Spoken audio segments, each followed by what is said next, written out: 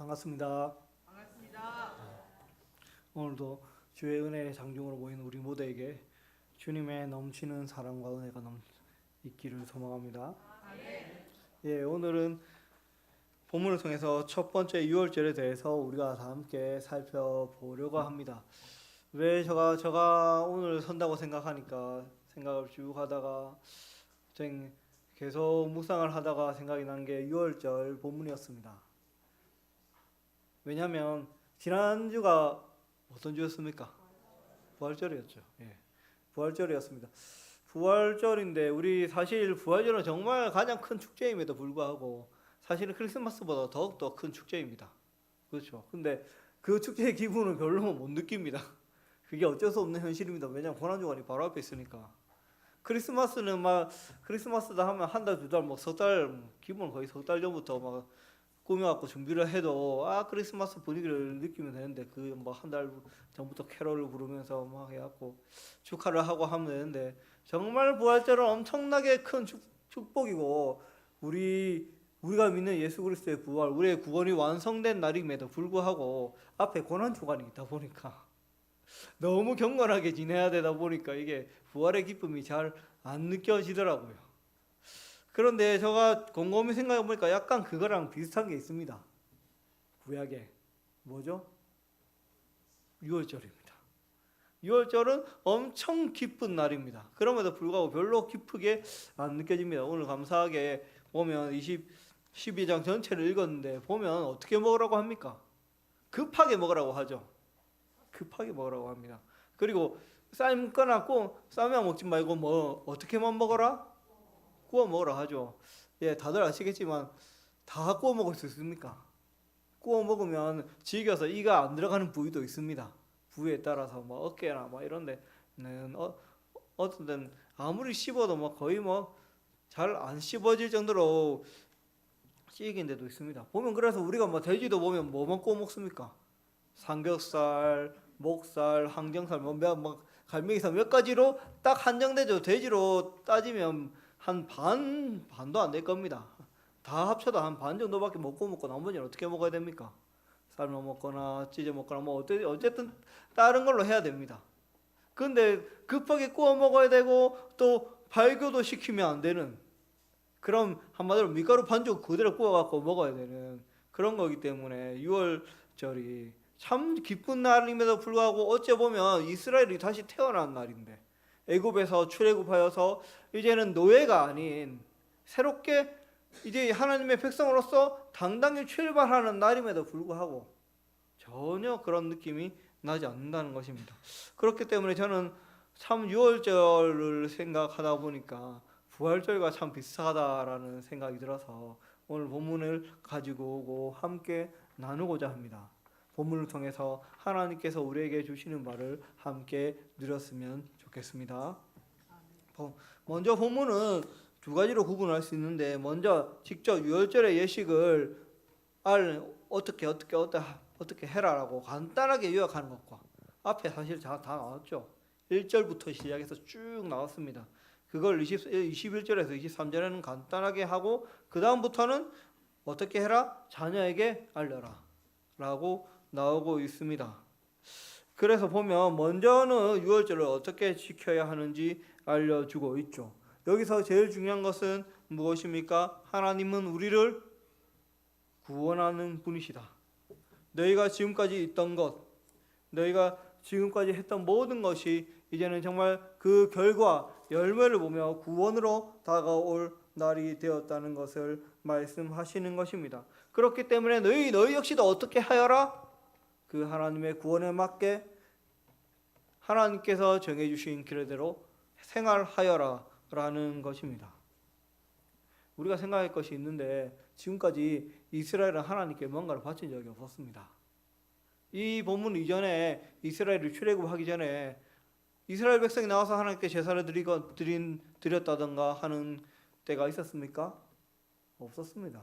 계속해서 출애굽을 하려는 목적으로 어떤 이유, 근거가 무엇이었습니까?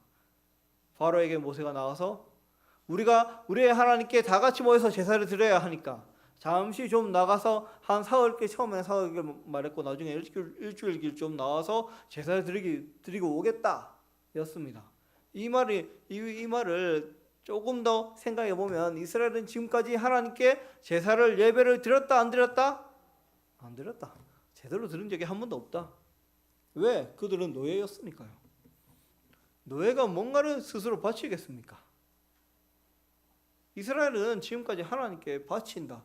나에게 있는 것을 하나님께 드린다는 개념이 없었다는 겁니다. 그런데 하나님께서는 6월절, 이 구원의 날, 어찌 보면 부활의 날, 새롭게 시작하는 날을 말씀하면서 처음으로 한 게 뭐냐면 어린 양을 바치라라는 것이었습니다. 어떻게 바쳐라? 하나님께 바쳐라? 아니다. 바쳐서 그걸 잡아서 먹어라. 근데 어떻게 먹어라? 딱 맞게 먹어라 라고 하십니다. 우리가 12장 전체 보면서 벌써 읽었죠. 딱 맞게 먹되 한 사람 먹을 목소리 딱 정해서 딱 맞게 딱 적당하게 먹어라. 그런데 만약에 모자란다. 그럼 조금 더 잡고 한 마리 더 잡았는데 남았다. 그러면 이곳에서 초대를 해서 같이 먹어라 라고 합니다.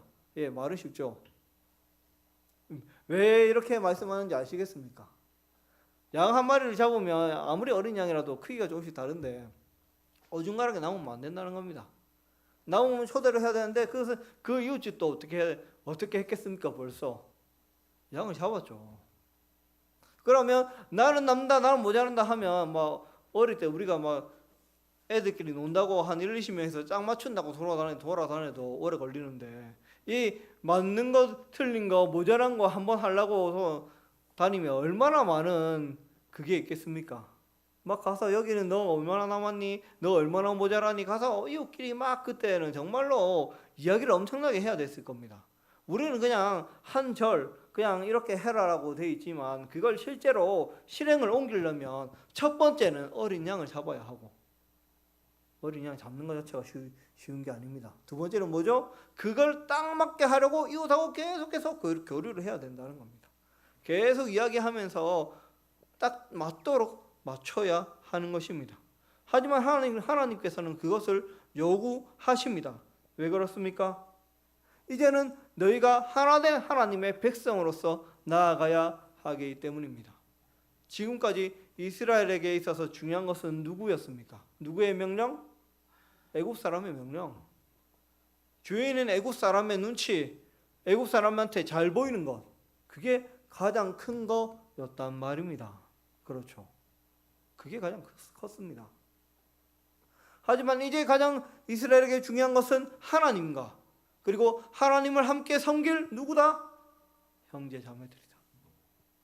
그렇기 때문에 어린 양의 교제에서 내가 선뜻 어린 양을 내어놓고 어린 양은 값비싼 것입니다. 원래 어릴수록 살코기가 맛있습니다. 부드럽고 어린 양은 커서 어떻게 되겠습니까? 그 양을 키우면 어떻게 되겠습니까? 또 새끼가 나오죠. 그걸 쉽게 잡아 먹을 수 있겠습니까? 아닙니다. 우리가 닭 한 마리 잡는 것도 아니고 정말 큰 어린 양이라 해도 이 정도는 되는데 이런 중형 개 한 마리는 되는 그리고 나중에 크면 정말 양털과 여러 가지로 할 그 양 한 마리를 노예인 이스라엘이 잡는 것은 쉬운 것이 아니었다는 것을 생각하시기 바랍니다.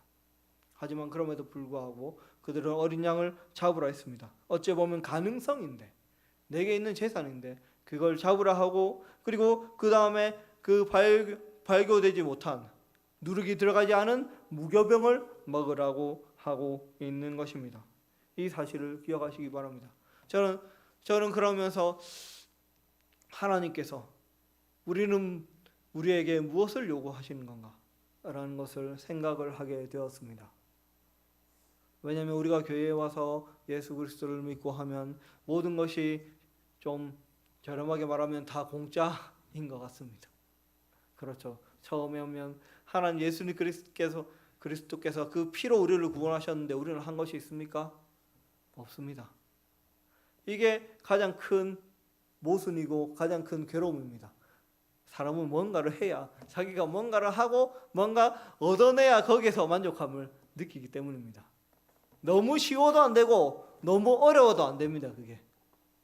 그게 이게 조사를 한 결과입니다. 너무 쉬우면 할 의지가 별로 없어지고 너무 어려우면 하다가 포기하게 되고.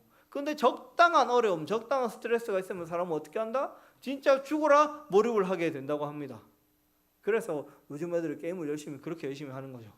적당한 난이도로 구성이 되어 있으니까 내가 이거 좀 할만하게 됐으니까 그 다음 조금 더 어려운 거 나오고 조금 더 어려운 거 나오고 하니까 언제든지 이거 하다가 못하겠다 싶으면 에이 그냥 그만둬 하고 막 던져놨다가 이제 좀 이따 딴 거 하다 다시 해서 되네 하면 또 하면 되고 별 부담 없이 그 나에게 맞는 난이도에 맞춰서 조금 더 어려운 과제를 받을 수 있는 게 게임이니까요. 엄청나게 구성이 잘 되어 있습니다. 반대로 현실에서는 어떻습니까? 현실의 공부가, 현실의 인간관계가 그에 맞춰서 옵니까? 아니죠. 사실 공부보다 더 어려운 게 뭡니까? 관계죠. 요즘 친구들 사이에서 정말 조금만 잘못하면 우리 교회 다니는 친구들도 마찬가지도 보고 있으면 제가 예전에 교회 있을 때도 보니까 한 아이를 그룹이 있는데 한 7명, 6, 7명 그룹이 있는데 한 명이 종이더라고요. 그 꽤 잘 사는 집 애였는데 아파트도 좋은 아파트 살고 근데 걔가 약간 종처럼 막 약간 괴롭힘 진짜 짓궂은 장난이라고 하는데 괴롭힘도 당하고 어디 갔는데 신발 숨겨놓아서 못 나오게 하고 막 그렇게 괴롭힘하고 약간 때리기도 쉽게 때리고 그렇게 당하는데 걔는 쪼쪼쪼 따라다니더라고요. 왜요? 그렇게라도 그 그룹에 안 붙어 있으면 잘못하면 뭐가 되니까? 왕따 되니까. 우리는 그렇게 산다는 것입니다. 우리의 형제를 돌아보지 못하면서 당장 소위 파워 게임에 맞춰서 아이들이 그걸 더 잘 압니다. 누가 파워가 있는지. 그래서 집안에서도 분열돼 있으면 엄마 아빠가 싸우고 그래서 만약에 시어머니가 개입을 하면 누구 쪽으로 기울어집니까? 애들이 아빠 쪽으로 기울어집니다. 실제로 금쪽 같은 내 새끼에서도 한번 그런 적이 나온 적이 있죠. 예. 인간의 본성입니다. 하지만 오늘 본문의 유월절을 통해서 하나님께서는 아니다 너희도 할 것이 있다. 그것은 무엇이냐? 너에게 소중한 것을 바치는데 그것을 그냥 바치고 하나님께 드린 것이니까 끝이 아니라 함께 나누어라. 딱 맞도록 딱 적합하고 적당하도록 나누며 함께 나아가라라는 것입니다. 오늘 이것을 생각하시기 바랍니다.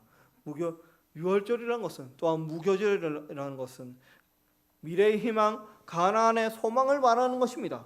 지금은 노예로 쥐어짜여 무교병 같은 이스라엘을 정말 이제는 정말 이런 무교병을 보면서 옛날에 이런 과거가 있었지라고 그냥 추억할 수 있는 우리는 이렇게 사는구나라고 오히려 미래의 희망이 아닌 기쁨으로 바꿀 수 있는 그런 기회를 주는 것입니다. 저는 사실은 첫 번째 어린 양을 바치는 것보다 두 번째 발교되지 누룩이 들어가지 않은 밀가루 반죽에서 정말 큰 묵상을 했습니다. 나중에 34절 우리 뒷장에 보면 34절에 보면 이스라엘이 발교되지 못한 반죽을 들고 나가게 됩니다. 미처 한마디로 누룩을 넣어서 부풀릴 시간이 없어서 그렇죠. 저는 그것을 보면서 이것이 마치 나와 같고 우리와 같다라는 생각을 하게 되었습니다. 이스라엘은 발견될 기회를 얻지 못하였습니다. 원래는 그냥 밀가루 반죽 그래서 구우면 밀가루 냄새가 그대로 나는 것이 아니라 아름답게 부풀어서 맛있고 갈색으로 부풀어서 누가 먹어도 맛있고 냄새만으로도 사람을 끌어들일 그런 매력 있는 존재가 될 수 있었던 이스라엘이지만 이 애굽이라는 곳에서 노예로 살아가면서 아무런 기회를 얻지 못하며 살아가야 했던 이스라엘이었다는 것입니다. 모든 가능성을 거세당한 채로 잡아먹힐 가축처럼 길러지고 이용당했다는 것입니다. 하지만 이제 하나님께서는 무교절과 유월절을 제정하십니다. 그러면서 그 무교병을 먹게 하십니다. 무엇입니까? 없애버려라. 그것이 그냥 남아있어서 내 마음속에 쓴뿌리로 있는 것이 아니라 먹어서 없어져서 너의 일부가 되어서 새로운 나로 만들어 버리시겠다는 것입니다. 우리는 그 무교병을 우리의 가슴에 안은 채 살아가는 것 같습니다. 과거로 뒤돌아보면 정말 얼마나 많은 기회가 있었습니까? 얼마나 많은 가능성이 우리에게 있었습니까? 정말 인생의 어려운 순간마다 우리가 눌려지고 압박당한 우리는 어찌 보면 발교되지 못한 반죽, 무교병과 같은 인생들이 아니겠습니까? 예, 그렇습니다. 그 누구도 나에게 하나님께서 나에게 주신 모든 것을 나는 다 꽃피웠다. 나는 정말 빠짐없이 다 부풀렸고 그래서 내가 할 수 있는 모든 것을 다 했다 라고 말하는 사람은 전혀 없을 것입니다. 모두 다 상처를 나는 채 살아가며 모두 다 그 가능성이 있는지도 모르고 지나가야 했던 것이 우리의 인생의 기회였다는 것입니다. 하지만 하나님께서는 이 유월절을 제정하시면서 무교병을 먹도록 하십니다. 어린 양의 피를 바르며 너의 미래의 가능성을 나에게 맡기라 하십니다. 어린 양 그 양이 자라나서 다시 새끼를 칠 그 모든 미래의 가능성을 너는 나에게 맡겨라. 그 피를 발라라. 이제 앞으로의 너가 살아갈 그 생명은 누구에게 있다? 바로 하나님께 있다는 것입니다. 그렇기 때문에 그 피를 바르는 것입니다. 그 다음에 그 무교병을 먹게 되죠. 그것은 무엇입니까? 너희 지금까지 꼽히지 못했던 그것을 먹어 없애버려라. 먹어라. 그것은 버리는 것이 아니라 먹으라고 하고 있습니다.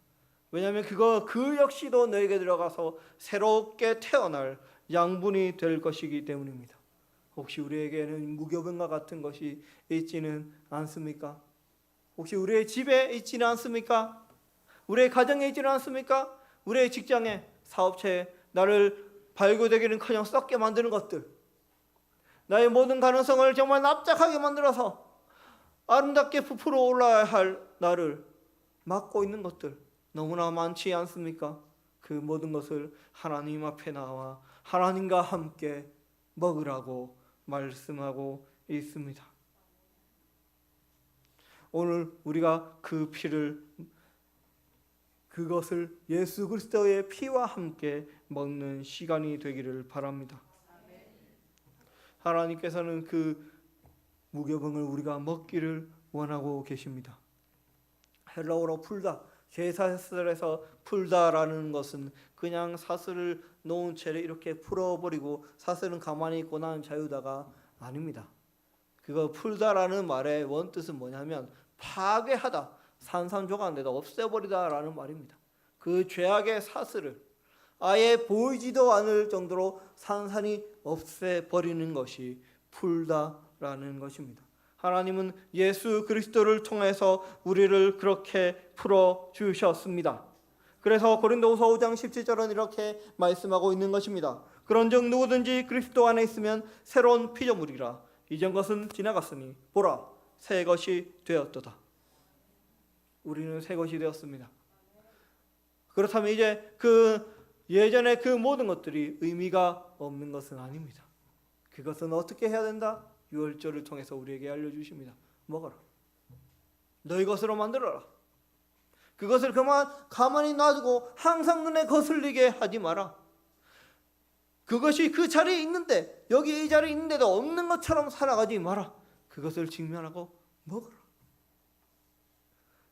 이 유월절을 기념하면서 먹으라고 말을 하고 있는 것입니다. 그렇기 때문에 유월절은 미래의 소망인 것입니다. 사실 당장 이 유월절은 이 사람들에게 당시 처음에 이 유월절을 지내고 있는 사람들에게 중요한 것이 아닙니다. 왜냐하면 그들은 이제 어디로 나가야 하기 때문입니까? 광야로 나아가야 합니다. 광야에서 무교절을 유월절을 지켜야 합니다. 그렇죠. 광야에서 그들이 뭘 합니까? 농사를 짓습니까? 또 돌아다니고 있습니다. 그렇죠? 어디서 밀가루를 구할 겁니까? 이 생각 해보셨습니까? 어디서 밀가루를 구하겠습니까? 무교절까지 지면 일주일 동안 무교병을 먹어야 되는데 그 수많은 엄청난 밀가루 수십억 톤인데 수십 톤이 뭐냐? 그 엄청난 양의 밀가루를 어디서 구할 것입니까?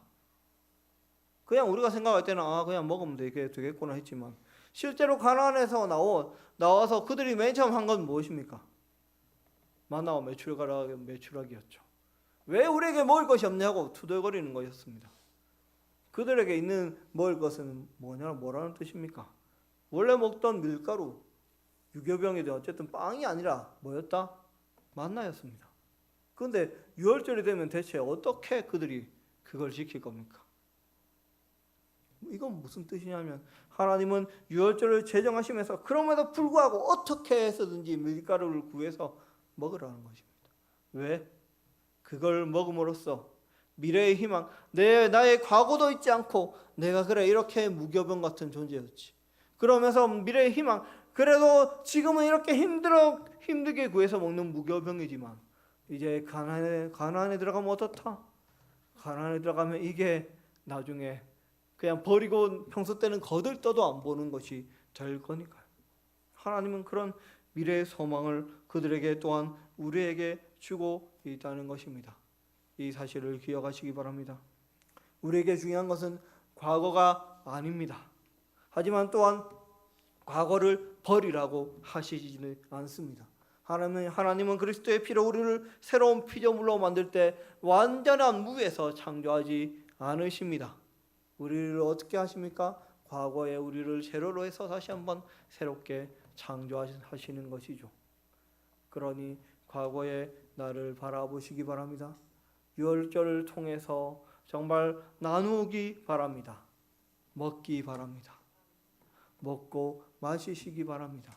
하지만 그것이 나눔이 되며 섬김이 되는 먹고 마심이 되기를 첫 번째로 소망합니다.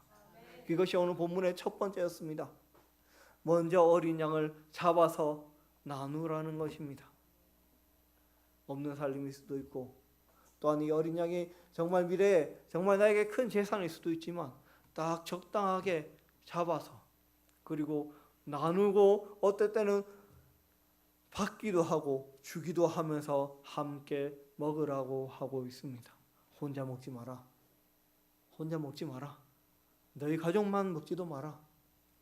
남는 것은 주고 모자란 것이 있으면 받으면서 옛날에 노예로 살면서 딱딱 주인의 눈치만 보면서 주변의 형제들을 또한 무시하는 삶이 아니라 함께 살아라 가라고 오늘 본문은 첫 번째로 말하고 있는 것입니다. 하지만 또한 두 번째는 그 무교병을 먹으라고 말씀하고 있습니다. 여러분의 가슴 속에, 우리의 가슴 속에 무교병이 있습니까? 먹기를 바랍니다. 어쨌든 그 무교병이 우리 입으로 나올 때도 있습니다. 먹어야 되는데 토해야 되는 데도 있죠. 뭐죠? 가정에서 아니면 친한 사람들끼리 보면 정말로 지르는 말들 많이 합니다. 특히 가정에서 정말 많이 하죠. 싸우고 찢고 볶다 보면 이 사람이 이런 말을 하면 제일 상처받는 거 정말 잘 알게 됩니다. 그렇죠. 그러면 화가 나면 이 말을 꾹 참다가 한번 터뜨리고 그러고 나면 난리가 나죠. 이제 한 3일 말 안 하다가 3일 말 안 하면 다행이죠. 어떤 분들은 보니까 뒤에서 들어보니까 어떤 집사님은 한 달 간다고 하더라고요. 한 달 동안 말을 안 하는데 미치겠다 막 이런 이야기도 들리고 막 별의별 일이 정말 우리가 성도라고 하지만 다 들립니다.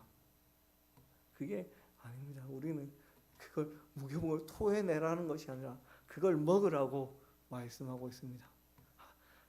형제와 자매들과 함께 먹으면 나와 가장 친밀한 자들, 나의 가족들, 지체들과 함께 먹고 마시며 그것을 이제는 아픔이 아니라 내가 이랬지, 나의 과거는 이랬지라는 아픔이 아니라 이제 미래의 소망을 주님께 맡기는 감사로 바꾸시기 바랍니다.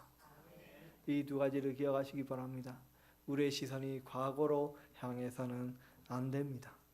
우리의 시선이 계속 과거로 가 있고 예전에 이랬고 했으면 거기에 매일 수밖에 없습니다. 나는 원래 이래라고 살아서도 안 됩니다. 왜입니까? 원래 이런 나를 하나님께서는 예수 그리스도의 피로 덮어주셨기 때문이죠. 저도 사실 안 됩니다. 이렇게 말을 해도. 원래 이런 나를 붙잡고 어떻게든 정말 아둥바둥하며 살아갑니다. 그러니 이 모든 것을 주님께 바치며 함께 살아내시기 바랍니다. 우리 혼자 아둥바둥한 것이 아니라 주님과 함께, 그리고 우리 성계교회 식구들과 함께 살아내시기 바랍니다. 그렇다면 주님의 부활 역시도, 부활하신 주님께서 주신 성령께서도 우리와 함께 동행하실 것입니다.